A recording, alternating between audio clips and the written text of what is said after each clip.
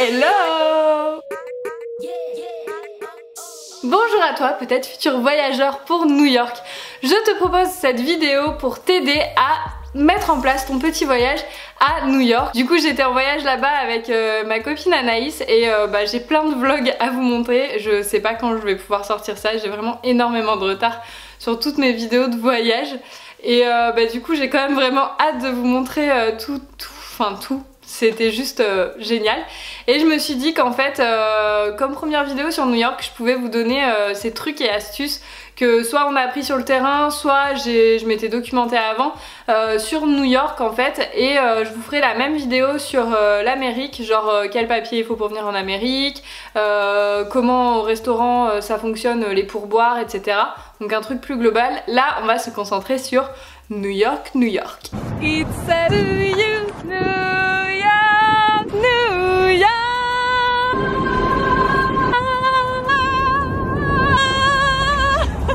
Alors, la première chose à savoir, c'est pour aller à la Statue de la Liberté.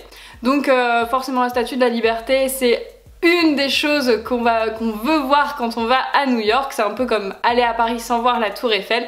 C'est un petit peu le passage obligé.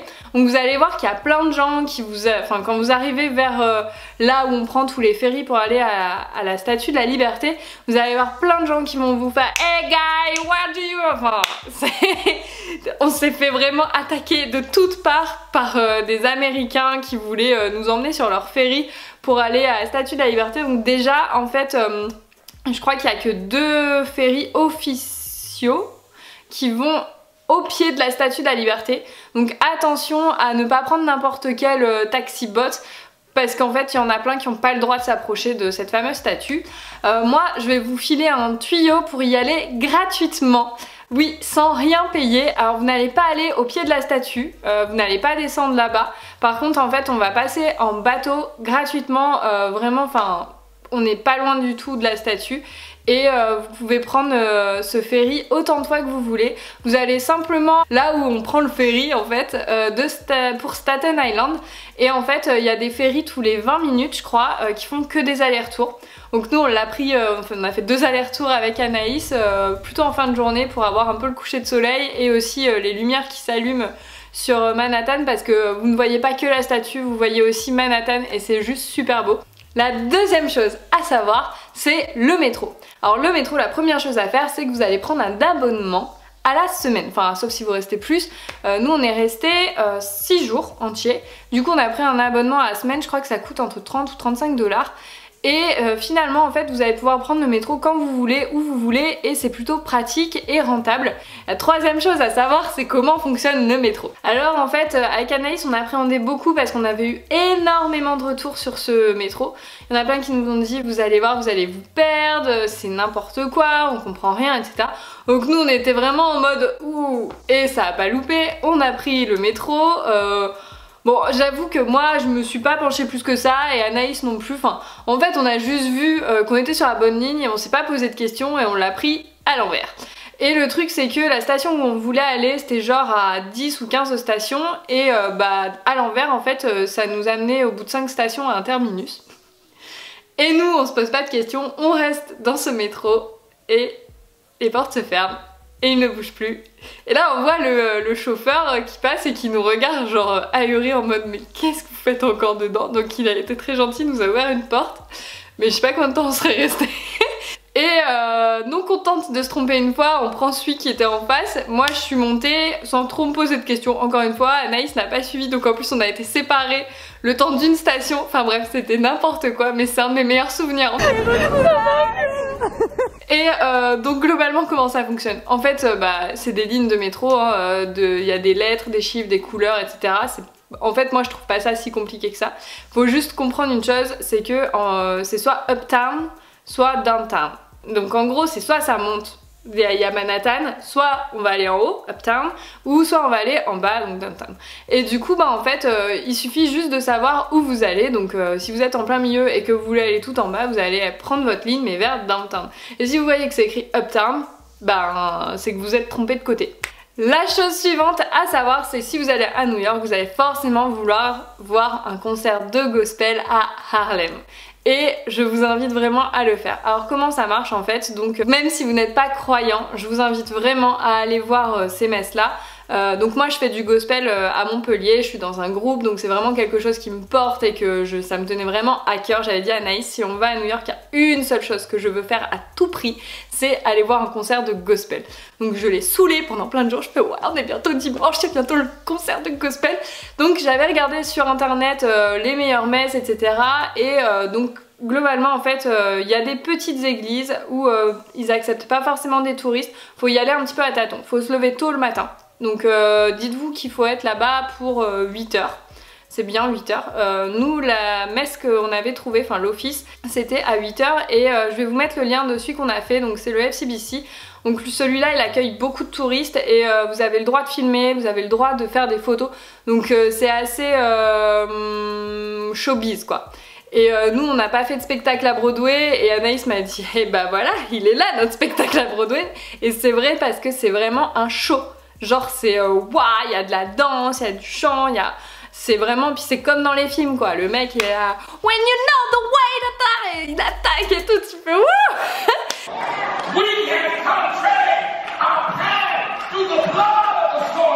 C'est vraiment à voir en fait, donc c'est vraiment quelque chose à faire. Donc si c'est votre première fois et que vous n'êtes pas très pratiquant et que la foi c'est pas votre truc, vraiment, enfin celui-là je trouve qu'il est très accessible. Et les Américains qui ont l'habitude d'aller à cette église, ben je les ai trouvés vraiment très accueillants et même, enfin c'est écrit sur nos têtes qu'on est des touristes clairement et il y a eu aucun souci, aucun malaise. Pensez à prendre un peu de cash sur vous, ils vont pas vous demander, ils vont pas vous forcer la main, si vous voulez rien donner, bah vous donnez rien, c'est une église. Mais ils vous donnent une enveloppe, vous pouvez mettre dans l'enveloppe et il y a une quête en plein milieu de l'office. Voilà. Après, en se baladant dans Harlem, on a vu qu'il y avait énormément d'églises avec plusieurs offices le matin. Donc vous pouvez vous en faire plein de la journée. Moi j'aurais pu me faire une journée que de gospel. J'en avais même vu des grands chœurs à Brooklyn, je crois, que je voulais aller voir. Mais on avait aussi quand même d'autres choses à visiter. Donc voilà. Mais si vous voulez vous faire une journée gospel à New York, c'est vraiment possible le dimanche. Et moi ce que je vous invite à faire, et je pense que si je retourne à New York c'est ce que je ferai, c'est d'aller, de passer la tête et de voir un petit peu comment c'est l'énergie, etc. Et je pense que je me ferai plus une petite église vraiment moins touristique et je kifferai le truc à fond. Voilà. Le City Pass. Alors le City Pass en fait c'est quoi? C'est un pass qui vous donne accès à plusieurs monuments, genre des musées, la Statue de la Liberté, etc. Pour moins cher que si vous les achetiez à chaque fois séparément. Donc il y a plusieurs tarifs, il y en a qui sont sur un jour, sur plusieurs activités, 3 activités, 6 activités, 9 activités, c'est vraiment en fonction de ce que vous voulez, de votre budget, etc. Donc nous en fait on a décidé de ne pas le prendre parce que alors c'est un choix totalement assumé de notre part. On n'a fait aucune activité payante de type monument, etc. Donc ouais, on a vraiment réfléchi parce qu'on voulait vraiment faire Top of the Rock par exemple. Et d'ailleurs ils nous disent qu'il vaut mieux faire Top of the Rock que l'Empire State Building. Mais on a décidé de pas le faire déjà parce qu'en termes de temps, nous on a préféré visiter les quartiers et vraiment s'imprégner un peu de l'ambiance, etc. Plutôt que de faire vraiment les trucs 100% touristes. On a fait des trucs 100% touristes, typiquement la Statue de la Liberté, etc. Mais on a vraiment choisi de faire les choses gratuites, déjà question de budget aussi. Donc nous on a choisi de ne pas faire le City Pass. Ça nous permet aussi de se dire que si on vient à New York, il nous reste plein de choses à voir, voilà.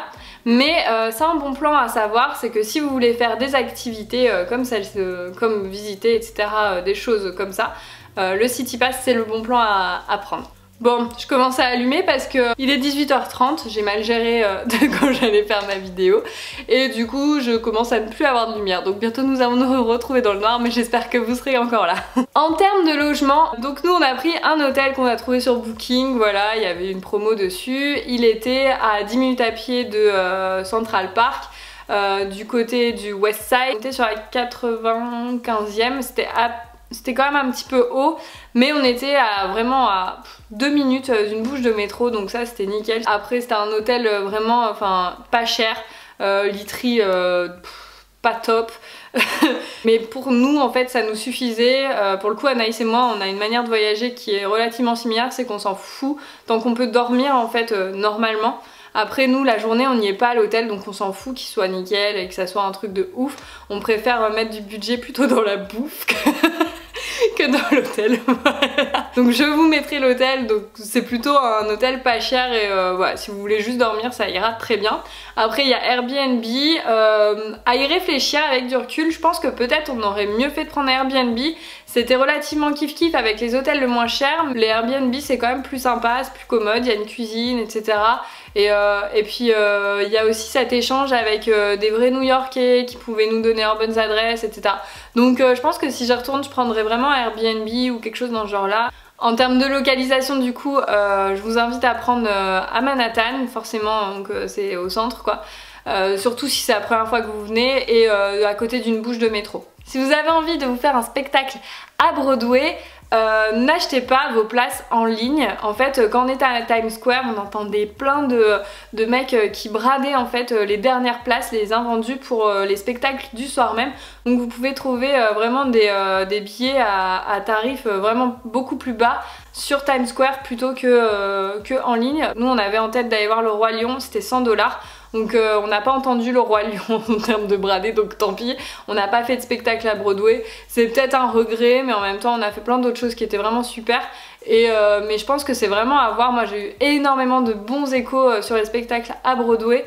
Donc, et tous ces gens-là m'avaient dit surtout tu n'achètes pas en ligne, tu achètes dans la rue, ils bradent en fait, à Times Square. À New York, il n'y a pas que Manhattan. Moi je vous invite vraiment à sortir de cette île et d'aller voir un petit peu ce qui se passe de l'autre côté des ponts. Là-bas il y a 2 parcs de l'autre côté qu'on avait bien aimé. Nous on a fait 2 jours de l'autre côté, on a fait Williamsburg et Brooklyn.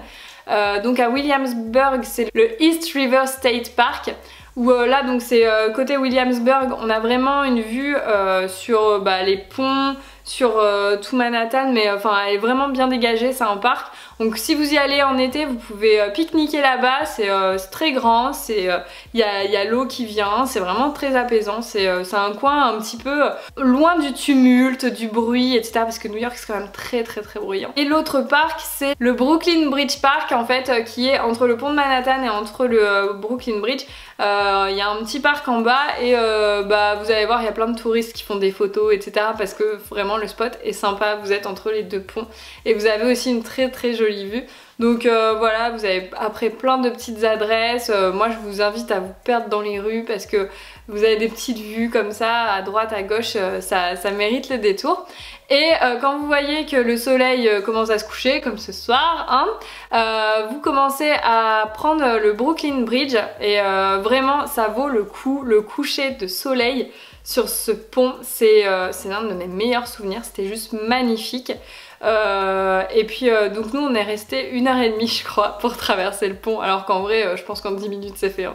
Mais parce que on s'arrêtait, on regardait, c'est à ce moment là qu'on a vu pour la première fois la Statue de la Liberté, on a toutes les deux versé notre petite larme et tout, enfin bref un sketch. Et vraiment magnifique, vous voyez que les lumières commencent à s'illuminer sur Manhattan, enfin c'est magnifique, voilà. Note à toutes les personnes qui ont le vertige, bon courage. Très important, les M&M's. Où acheter des M&M's à New York? Alors on a été à Times Square dans la boutique M&M's que je vous invite aussi à aller voir parce que c'est grand, voilà. Et si vous aimez ça, c'est 2-3 étages, je sais plus. Juste pour du M&M's, donc vraiment très sympa. Et en fait vous allez voir, vous allez avoir plein de M&M's en vrac, donc vous pouvez prendre un sachet et vous mettez tous les M&M's que vous voulez et c'est au poids. Donc on pourrait se dire que comme c'est en vrac c'est moins cher, mais pas du tout. J'avais calculé et globalement en fait vaut mieux aller au supermarché pour acheter vos gros paquets d'M&M's en family size du type ceux-là. Donc ça c'est moins cher. Si vous voulez par exemple des M&M's peanut butter, parce que souvent on ramène en fait, ça va être moins cher au supermarché. Le truc c'est que en supermarché ils ont pas tout, donc si vous voulez des goûts un peu chelous, donc qu'est-ce que moi j'avais pris? Jalapeno, c'est chelou. Donc ça pique un petit peu et avec le chocolat c'est trop bizarre. Enfin il y a vraiment plein de goûts qu'on trouve pas ailleurs, enfin nous on n'a pas vu dans les supermarchés. Donc voilà, pour ces goûts un peu chelous ça vaut vraiment le coup. Visitez librairies, non, les bibliothèques publiques, parce que vraiment on a l'impression de se plonger dans toutes ces séries américaines et c'est assez grandiose. Donc nous on en a visité 2. Je vous mets les adresses en barre d'infos. Il y en a vraiment une moi qui m'a beaucoup plu. Donc c'est la Morgan Library qui m'a le plus plu, mais juste en fait visuellement. C'est-à-dire qu'en fait vous ne pouvez pas utiliser le livre. Donc en fait c'est une bibliothèque publique mais pas vraiment. Enfin c'est plutôt un musée on va dire. De toute façon je crois que c'est adossé à un musée et donc normalement l'entrée est payante. Donc ils font les Free Friday je crois et nous on y a été un dimanche et entre 14h et 18h c'était aussi gratuit. Donc en fait allez sur le site et voyez quand c'est gratuit pour y aller parce que ça c'est dommage de payer s'il y a des horaires gratuits. J'espère que cette vidéo vous donne envie d'aller à New York ou vous aide à préparer votre voyage. C'est vraiment un super voyage à faire. On change vraiment totalement de culture et moi je reviens avec plein de souvenirs merveilleux en tête. Donc voilà, j'ai qu'une envie, c'est de retourner aux États-Unis et de découvrir d'autres villes. N'hésitez pas à me dire si vous avez d'autres conseils que vous pensez que ça aurait été bien de les mettre parce que je vous invite à lire du coup les commentaires, voir s'il y a d'autres personnes qui partagent leur expérience, etc. C'est toujours bon de partager tous les conseils, etc. quand on voyage. On se retrouve la semaine prochaine pour une nouvelle vidéo. Salut!